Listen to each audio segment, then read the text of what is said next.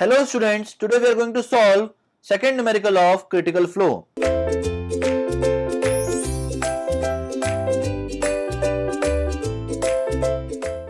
Now question is written as the specific energy for a 5-meter wide rectangular channel is to be 4 Newton meter per Newton if the rate of flow of water through the channel is 20 meter cube per second. Determine the alternate depth of flow. Now we have to find the alternate depth of flow. For this question, we need to write the given quantities first, that is width of channel is given as 5 meter, specific energy E is given as 4 Newton meter per Newton, which will be equals to 4 meter, and discharge is given as 20 meter cube per second.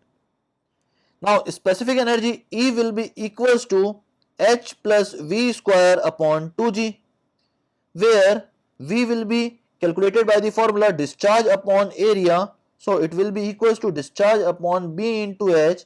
Now we will put the value of discharge here, that is 20 upon 5 into H, so it will be equals to 4 upon H. Now we will put the value of V here, it will be equals to E equals to H plus 4 by H whole square into 1 upon 2G. So it will be equals to H plus 8 upon GH square. Now E will be equals to 4 because it is already given in the question.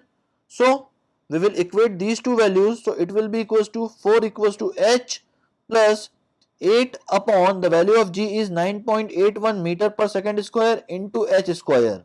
Now on solving these, we will have the value of H equals to 3.93 meter, as well as we have the another value of H which will be equals to 0.48 meter.